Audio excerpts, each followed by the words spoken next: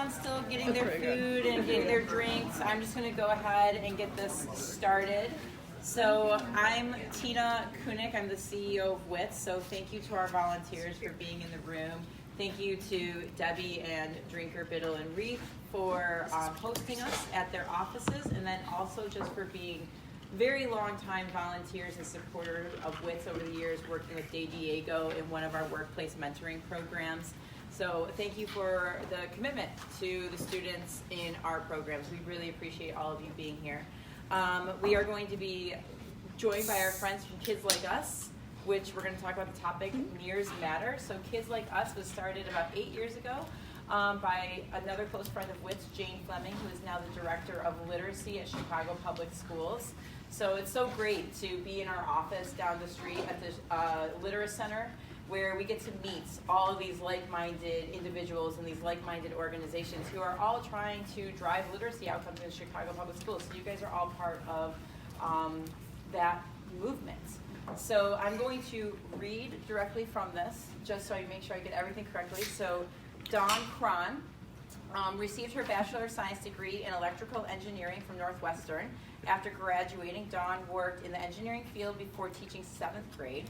Her teaching experience, its challenges and rewards, sparked an interest in learning more about ways to positively impact the lives of children. This interest led Dawn to return to school to earn a Master's of Science degree in Child Development from the Erickson Institute. She has been working in the literacy field since graduating. So the Erickson Institute is actually just over in River North. They do a lot of research in early youth development and early education. Very interesting stuff. Kelly Gray is a native Chicagoan. She received her Bachelor of Arts in English from Spelman College and her Master of Science in Early Childhood Education with certification from Erickson Institute. She has taught kindergarten and preschool and is passionate about social-emotional learning and bridging the gap between teachers and students. She joined the Kids Like Us team in 2015 and has enjoyed sharing the importance of culturally relevant books with teachers and administrators. This is a topic that's super important to WITS. It is something that we are dedicated to with the way that we curate our book collections, which all of you use in your programming. It's also a big part of how we look at our Summer Books campaign, where we help kids build at-home libraries with books that are mirrors, that are reflective of their lives. And Ellen does a great job on our team of curating those books that all of you will be giving to your students at the end of the school year. So I'm going to turn it over to them. Thank you so much. Thank you, Drinker Biddle, and enjoy. Thank you. Thank you, Tina. Thanks, everyone, for coming. So there's a lot of research out there surrounding the importance of culturally relevant texts to literacy learning. So a lot of times what I think for a lot of us it was like a nicety to have culturally relevant texts for our students. But it's deep. It goes deeper than that, and so we're going to touch on that briefly because it can get very technical. But we don't want to bore you with that.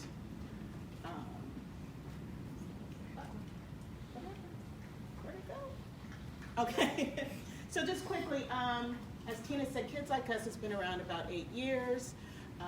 Jane Fleming was one of the founders. And we are dedicated to the literacy learning of children in city schools. We do research, we mainly do professional development, workshops like this, as well as advocacy, and that's our information right there, okay? So, how culturally relevant texts impact language and literacy learning. So, there are these two terms, mirrors and windows, and they make sense. Right? You look at a mirror, you see your own reflection. When you look out a window, you see the broader world.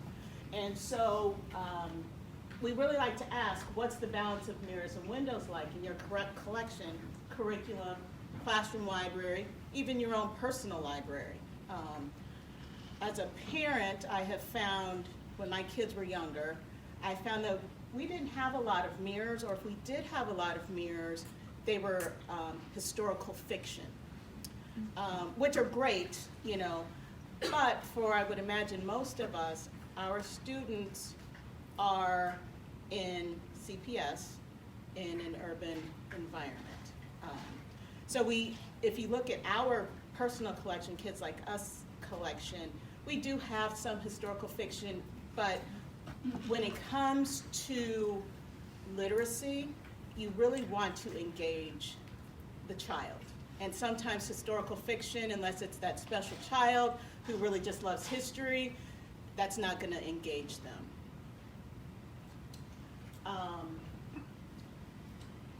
So when you think kind of about culturally relevant texts, you want to think about multicultural communities, language and dialect variation, urban ecology and architecture, familiar contexts and experiences for children in the city. Like, for example, on one of the tables, there's a book called Shapes in the City.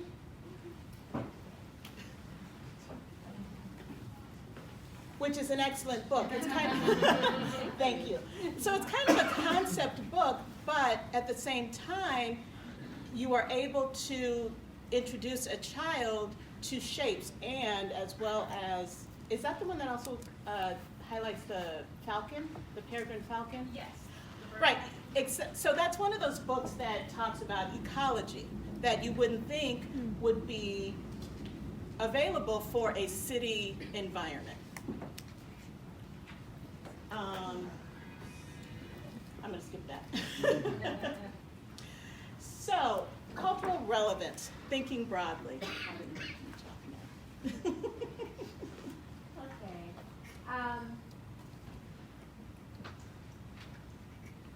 So culturally relevant children's books.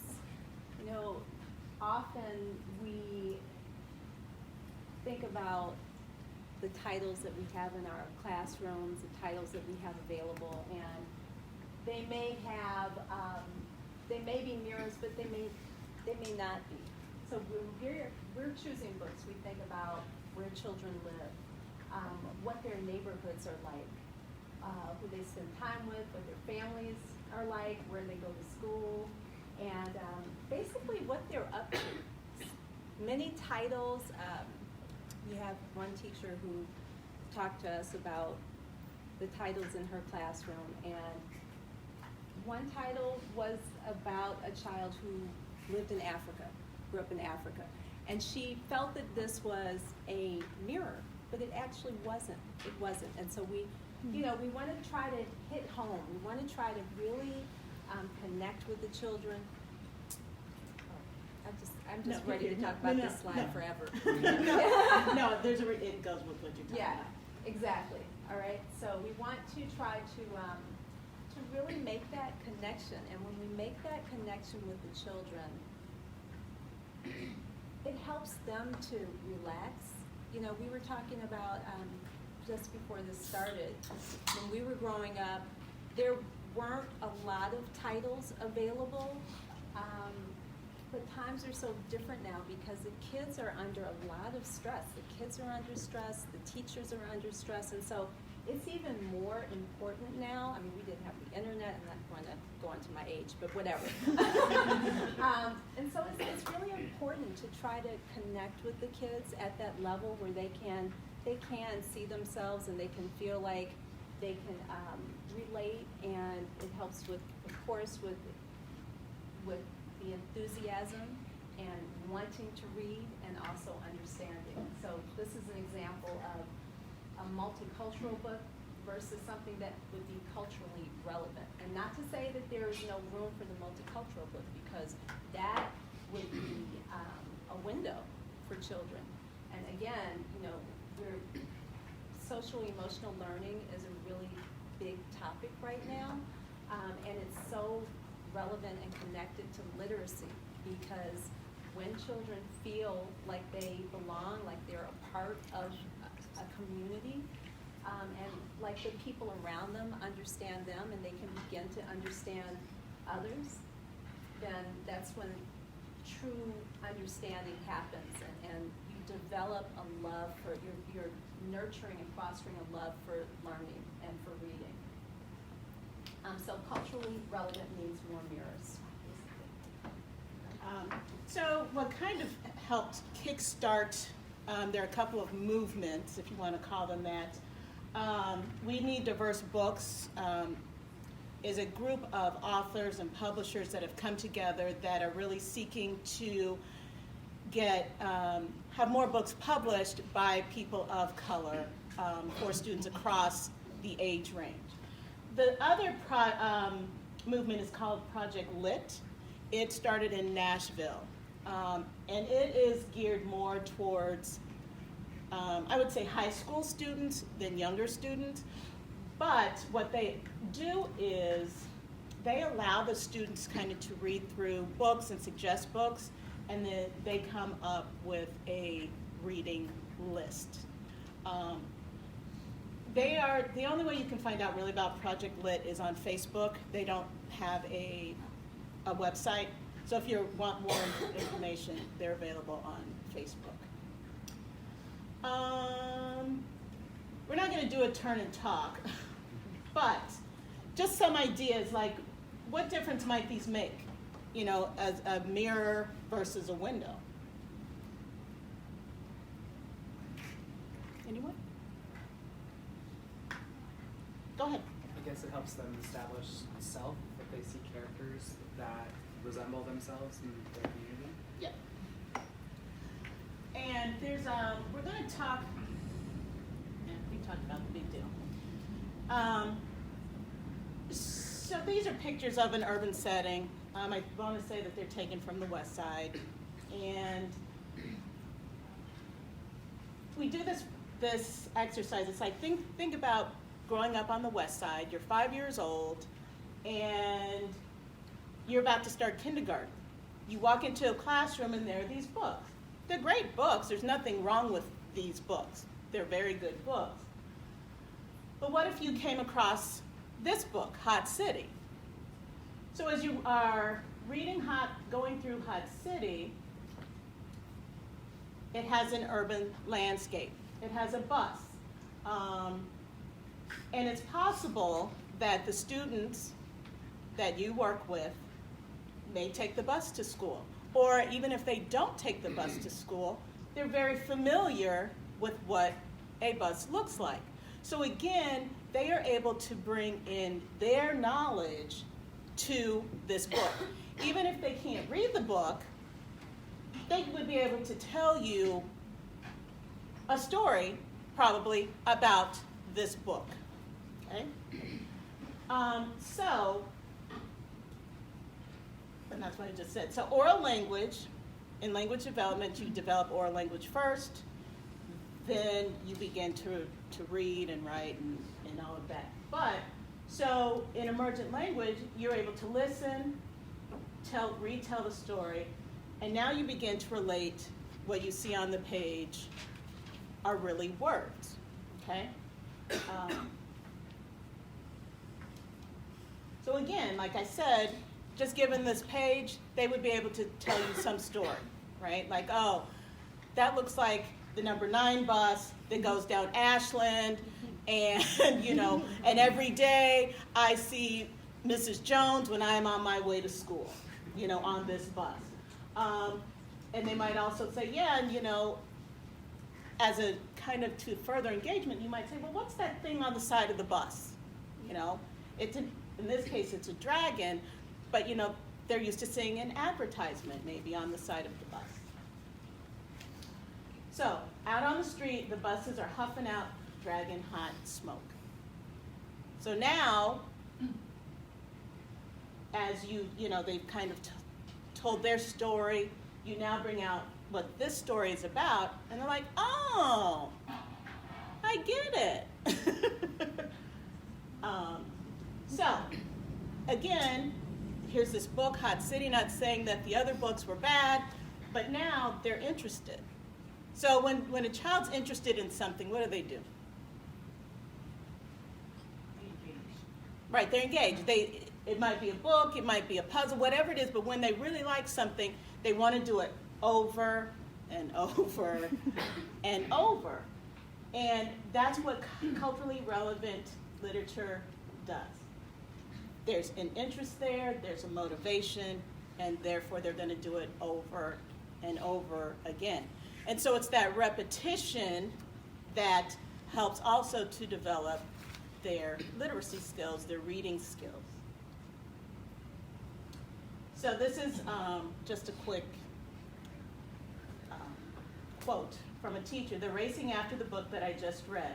So then they're going to read it again. So now they have these books that they are reading and rereading.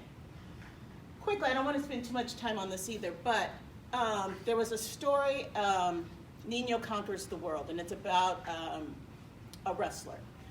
And what happened was... Oh, yes. Thank you. And so it's about wrestling. And so the kids were read this story by their teacher. They loved it. And now they were able to go home and tell their family, we read this story. And then the family was also able now to become engaged with the student and kind of tell their story. Because if they're familiar with the story, they can now add. And I think with the family engagement piece, because we know that sometimes that is lacking, that if it's culturally relevant, they can, I just lost the word. But if they can relate to it, then they're more willing then to sit down with their child and read with their child. Okay, and that's just all that this is telling you. When talking about culturally relevant, we want to make sure that we get kind of hit books across all genres. Sometimes they're hard to find, but they are out there. Because again, we don't want to just have our students with just one type of book, because that then limits, their learning. This is important, this academic self-concept. So as kids begin to see that these books that have, characters like them, that are living lives like them, they begin to believe that school is for them. That it's not for someone else, but that it is actually for them, and that then increases their achievement. They're more willing to give it that extra that's needed. You're the SEL person. Okay. So again, just as we were saying earlier, children tend to experience less apprehension when discussing situations involving storybook characters versus their own situations. So we know that literacy is, it's the goal here. But it's only one of the goals, because the social emotional piece is huge. When a child can read a book and about a character that maybe it's relatable, but maybe they can't talk about what's going on in their own lives, and so they can instead talk more about the character and relate, and again makes them have a positive disposition towards learning and reading. When shared in a trusting, caring environment, children's literature may encourage some students to more openly discuss issues they may not have shared otherwise. And so it's really a big picture. As you're working with the child, to be able to, again, help that child to feel comfortable and safe, like the child's in a safe space. There are all sorts of books that, again, mirrors do this, and books that are windows can do this for children as well. So that's very important. Children's literature may be an especially useful tool in empowering immigrant children as they adjust to the many changes that come with moving to a new country. I mean, just really need to pause here, because again, this is a huge deal. It helps other children to build community, and to feel that they're all a part of, like I said, to feel like they're all a part of a community. And by understanding what another child has gone through, You can do this if you are thoughtful about the books that you present to children.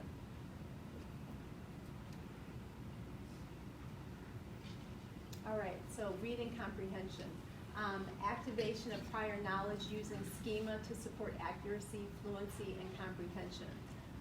This is why culturally relevant literature matters.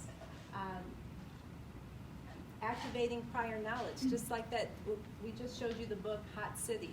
So can you imagine what a 5-year-old going into that kindergarten classroom would be able to talk about just based on hearing that book, looking at the illustrations in that book versus another book, which may be fun, but it just really goes deeper and using schema to support the accuracy and fluency. Okay. So, Just skip this one for a second. okay. Yeah. Yeah. So this is just showing kind of what Kelly's talking about is that if you don't already have some background knowledge, it can tax you mentally to learn how to read and to comprehend a story, because we were kind of talking about this the other day. It was more a math more so than literacy. But say that you're in this algebra class and you've never learned how to multiply or divide, but yet here you are presented with this math problem that is asking you to do something complex, like to figure out what 2x plus 3 equals 15. Well, if you don't have the skills to know that, well, to multiply and to add and subtract, you're going to be lost, right? And so that's kind of what this is as well, is we're talking about ZPD, is taking that prior knowledge. It's that working knowledge that you already have. So this is cognitive development. And so in this blue piece is where the student currently is, okay?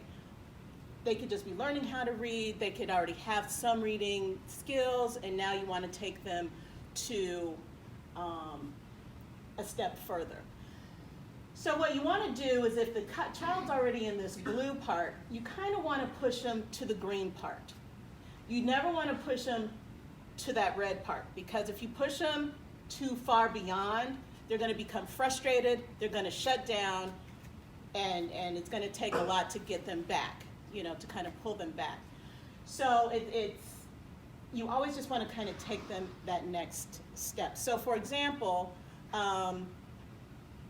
in one of my classrooms, like we start out with phonetics. So, teaching them their letter sounds. Then we teach them blends.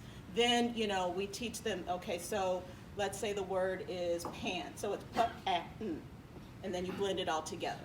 So it's taking those steps to, help them build upon their prior knowledge. And this is culturally relevant text because you don't have a lot in concept books in terms of culturally relevant text. They just don't really exist. There are a lot of picture books, but there's not a lot to them. So it's more when you have an emergent reader that this is important, because not only are you trying to help them with their reading, you're also trying to help them with their comprehension. And so again, when they're able to bring in that prior knowledge, taking them, you want to keep, kind of those stair steps, right? And so when they're able to learn a strategy or a concept using less of their brain power, you can then introduce, say, another book. So it's never to say that, oh, let's just chuck all of our window books, but you have to ask yourself the question, what are you trying to do here? What's more important, to have them learn this strategy and concept, or just to try to kind of move through? Does that make sense? Quickly say what CPD stands for. Yeah. Oh, zone of proximal Development, thank you. And SES? Social emotional learning. Oh, Can we go back to that slide just for This one one? second? Yes.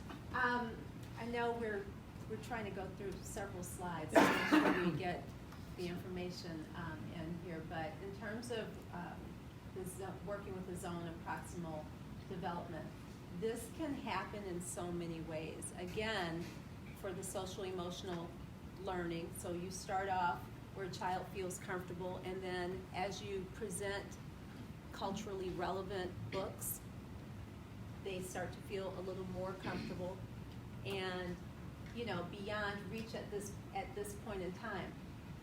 Sometimes when you present books to them that are windows, if you're not thoughtful about the types of books that you choose, it jumps from the blue to the red. They can't quite understand what you're talking about. And we have a slide in here. We decided to skip it because it takes a little bit of time to do, but it's an exercise where we read something that's very technical, and we ask you to visualize it and to draw a picture.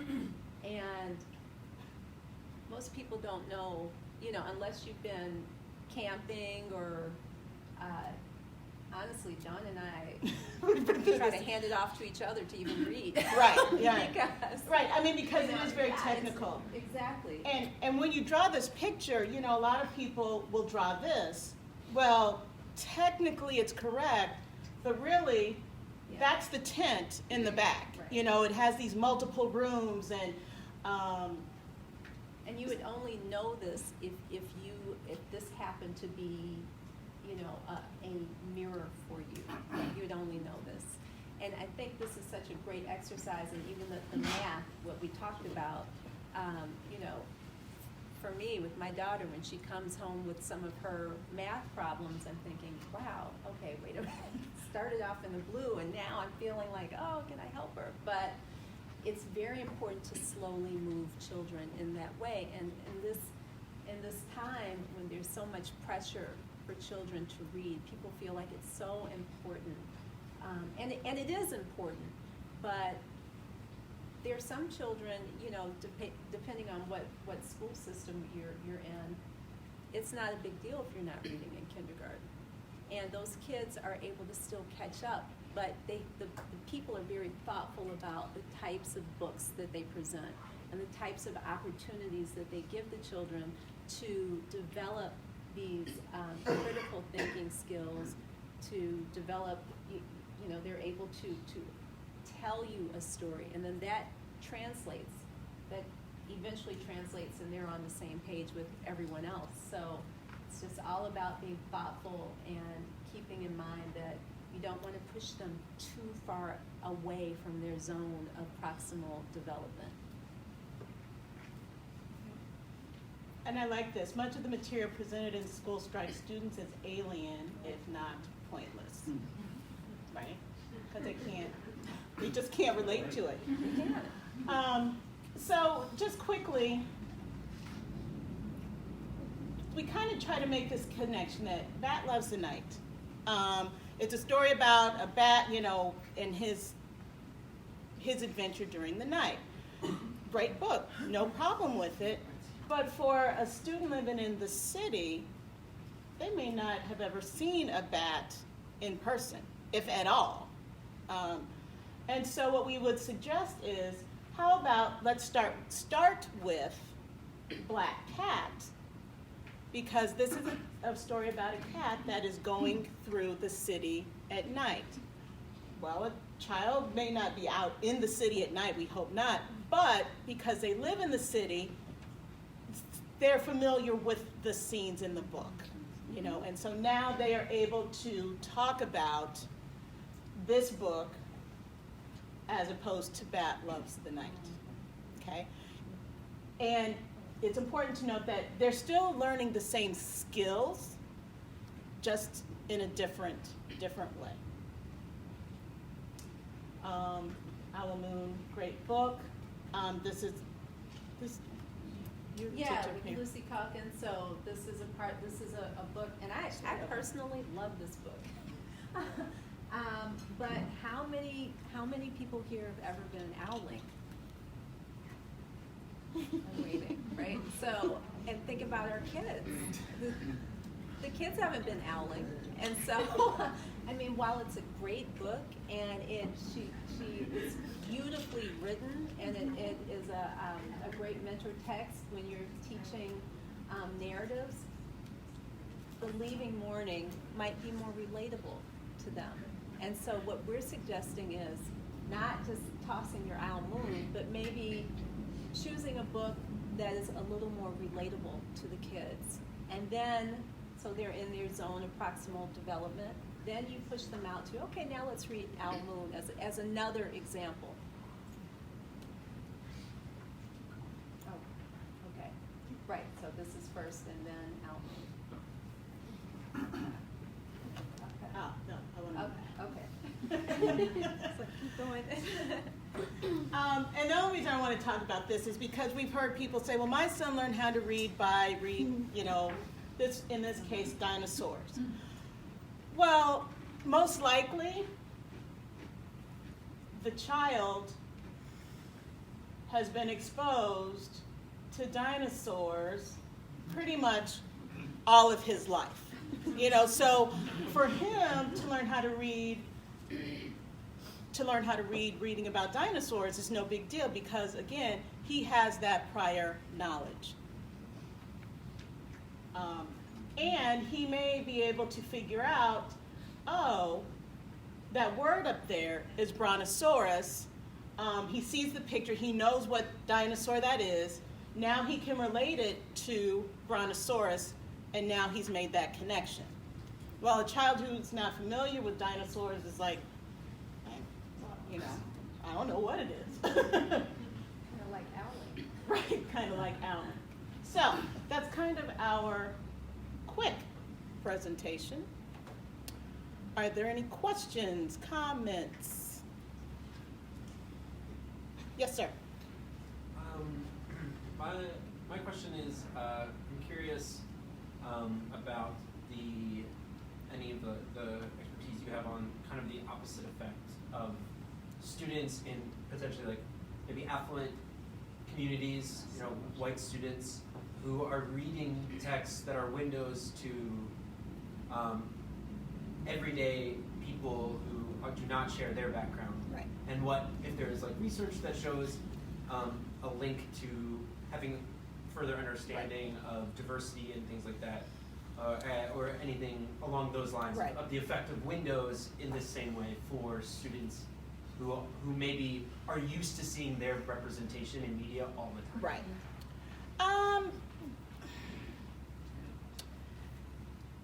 I'm going to kind of come at that from a different angle, more from my perspective. So when I was growing up, I spent some time in Colorado. I was one of maybe 2 African Americans in my class. So therefore, I was kind of pushed into learning from the more, the majority culture, right? So for me, I became kind of this, and still am this kind of bicultural person. I would hope that that would be the same for, Caucasian students who are kind of reading these window books, that they would become more empathetic, that they would become more compassionate about what's going on in society. I don't know of any, research surrounding that. It's hard to get people to participate in research when they're kind of in more affluent SES, socioeconomic, have higher socioeconomic status. So I would hope that would be the case. I would imagine that is the case, but like I said, I'm not. But they probably don't have those books. Well, not unless they're seeking it out, right? You Exactly. could buy them for them. It's so important because we're here talking about literacy, but this is so much bigger than we want our children to read and to be fluent and to understand what they're reading. This is, you know, with these books, they're powerful, and you can help children to understand that there are different people in the world, and to be empathetic, and to still feel like you can be a part of a larger community.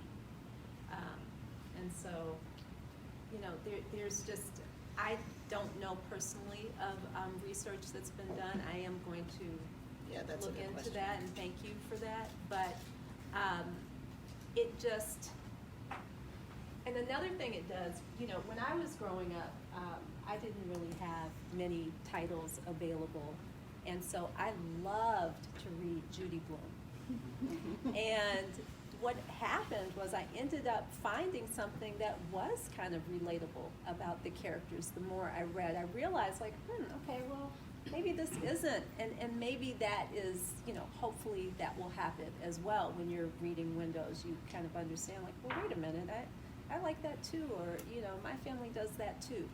And so just another reason to have the books in your collection.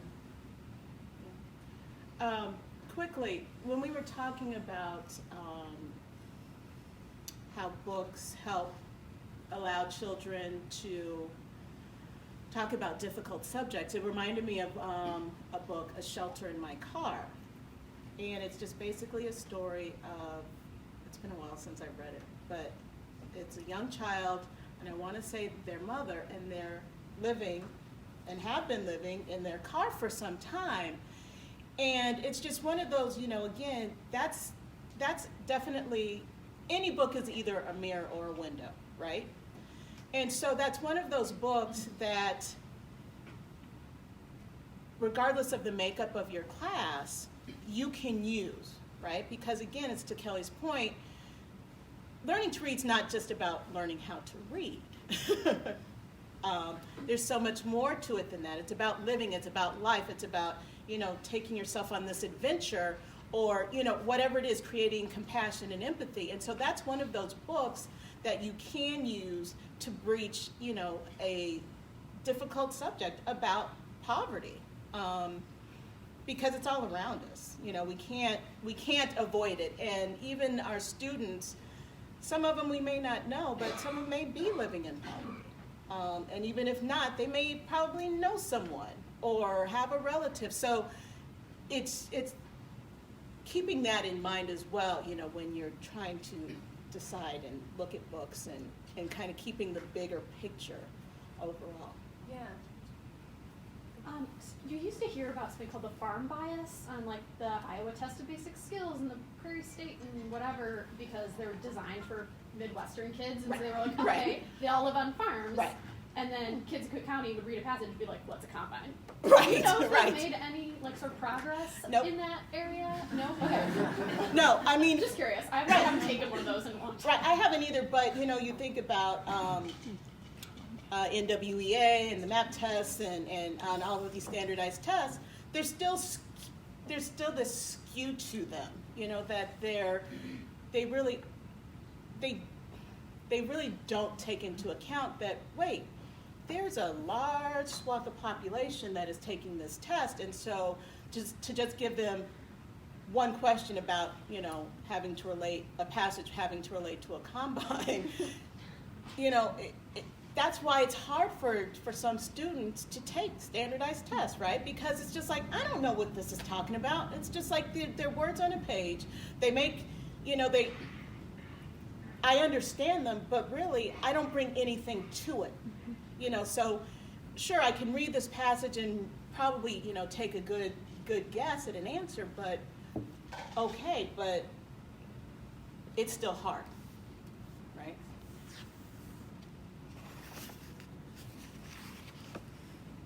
Any other question? Yes, sir. And you just mentioned about like the difficult subjects. Like, Right. Have you noticed any increase in like gender identity, or you know anything with the LGBTQ plus? Yes, there is. I can't remember who the publisher is. There's one book. I can see the cover. It's a little boy, and he is dressed. Is he dressed in a? Julian is a word. Yes. Is that? Yes. Yes. And then they are slowly coming out with more books. I would say, depending on your age range, we tend to we kind of have our go-tos when we're looking for books. One of the publishers is Lee and Low. That's our big one. That's where we start because they just have this mindset of what quality literature is. So yes, there are more books coming out that support the LGBTQ. And like disabilities that like that. Yes, and right, and so right. Slow though. It is slow. It's really been slow. It's just like we know, finding books with children of color. It's not just about a character, right? Just having someone that looks like this child, but it's someone who is kind of living that life. So it has been slow. There are more and more coming out. We would love for them to be a bit quicker about it, but that's part of what We Need Diverse Books is about. Is really looking at what does society look like? Where are we lacking? Books that support that larger swath of society. Yes, ma'am. Okay, it's great that we have these books or we're trying to, there's progress in this area, but then what's the mechanism to get them into the schools? Do the publishers reach out and say, hey, you might want to introduce these books? Do the teachers have to ask for them? How does that work? Well, I can tell you within CPS, Jane is working hard. She has she has met with Scholastic, she has met with a lot of the larger publishers who in the past would send books to CPS that were okay, but really didn't represent the student body, the student population. So she's working really, really, really hard to change that and has met with several publishers that do provide books. So that makes it sound like publishers are not exactly reaching out. Right. They're not. Right They now, really don't. After the truth of the matter is after you spend the entire day teaching and you're exhausted and you really don't feel like thinking about anything else but just going home and looking at your ceiling, you as a teacher, if you want these books, you have to, find them right now because while Jane is working on it, and in an ideal world, it would be great if you could just have them delivered and dropped off in your classroom and just take off from that. But, we suggest just kind of reading the room and just being, again, it's a part of the bigger picture of building community in your classroom. And so as you get to know your students, thoughtfully choosing titles that will help children to feel like they are a part of the community. And for older kids, but just back to your question, I have seen, and we've both seen some books for younger kids that have been, some pretty nice books. That's not the worst thing in the world to go to a book that may be for a younger child. Right. Yeah. And to bring that in. I mean, a lot of times we're looking for a book that is for your grade level, and for example, I have a 10-year-old son, and I put a bunch of books in my car because I wanted to donate them, and he looked at one of them. I love this book. It was a book that, he loved from when he was 4 or 5. And I was thinking, why did I show him that I was giving it away? But anyway, but back to the point, you would be surprised. I mean, older kids still love it when you read to them. It's just a gentler approach to literacy is what, I think. Yeah. Instead of just, demanding performance, just taking the time to meet them where they are and to bring them through their zone of proximal development so that they can continue to grow. And the reading, the fluency, the comprehension, all of that will come when you take that approach. And back to your question, that's why kids like us kind of came on the scene 8 years ago, is because we recognized that, first off, there aren't a lot of quality books. And so we wanted to make it easy for anyone who was looking for them to have a place to go and kind of get some ideas about, okay, I can try this book, I can try this book, I can try this book. So, yeah, publishers aren't, you'll hear some of the more mainstream publishers say is, well, we don't publish those books because people don't read them. Well, we can't read what you don't publish. So that's kind of why kids like us, there are a few other smaller organizations as well that kind of do comb through books and kind of give their recommendations of what's good, but most of the time, teachers are on their own. Or talking to your local librarian or the school librarian, asking the librarian to help you to find titles. That's also another idea. So we do have a little more time to just. Are you guys familiar with the website Donors Choose? Yeah. Yes. Okay. It's making me wonder whether there are any teachers out there seeking books that There are are. yours. Or If you search diverse books and Donors Choose, they'll come up. They will. Yeah, Mhm. yeah, the search function's okay on Donors Choose. For anyone that doesn't know, it's a website you go to, and teachers all over the country post projects that they want to have for their kids. Like, I want a xylophone in the classroom so I can teach them music. And you can fund the whole project, you can fund part of it. You can search by geographical location, whether it's the arts or the science. And then you get thank you notes from the teachers and pictures of the kids, and it really makes you feel good that you contributed something. So it's donorschoose.com. And I'm not a stockholder. Echo this conversation a little bit from a WITS perspective and the relationship that we have with Jane in Chicago Public Schools. We've been working very closely with her to elevate this conversation with the community that we work with and the access that we have to partners like Drinker Biddle and our other 70 corporate partners and the 1,500 volunteers and the thousands of students that we work with to talk about this topic. So in the 5-year strategic plan for the Literacy Department of Chicago Public Schools is putting together, this is step one. The first thing I've been on phone calls with Jane where she is trying to, and Ellen's been working with her too, to get access to these books. So I think that it is important for those of you who are in this room, you have a sense of knowledge now that the greater community does not have, and the understanding the importance of this topic and the ability to speak about it.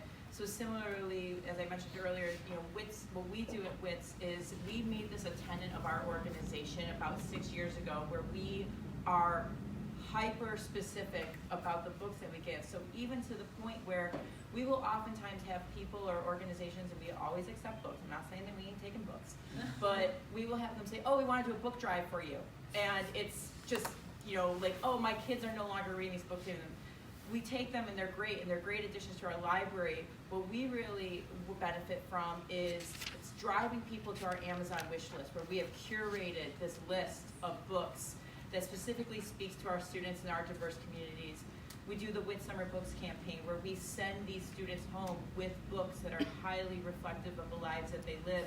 I think that was so important what you said was that being able to draw on prior knowledge. It's something that I've never thought about. When you read or learn anything, how much of it is activated around something that you knew before. So I think that looking to organizations like Kids Like Us, looking to organizations like WITS, who are really taking an intentional approach about how they go about curating books for students. WITS also does have the Rochelle Lee Teacher Award, which is a teacher program where it is a teacher-led, teacher-driven professional development program around literacy best practices. And one of the benefits of that program is we actually give stipends to the teachers to buy diverse books for their libraries, for their school libraries. And that's upwards of $800 in retail value that they get to buy these books. And because we're able to leverage our relationship with publishers and book distributors, they can build pretty substantial libraries with that amount of money, and they'll do it year over year.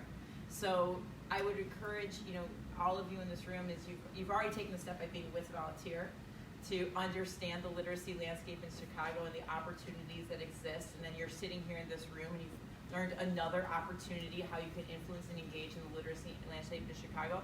Just talk about it. Just talk about what is important. Check out our Amazon wish list. Check out the WITS books. Check out what Kids Like Us is doing, and just be intentional about making these efforts. And I think that asking your teachers, if you're in schools and your students are in CPS schools or wherever they are, asking your teachers about what does your classroom library look like? Does it look like the kids in your class? I think that those are things that really drive people to start thinking about things. So I think that this has been, I appreciate your question, and thinking about like, how do we make it bigger? How do we make more people know that this is important? So. Any other questions? Thank you. Thank you so much. Everyone, we have a brief survey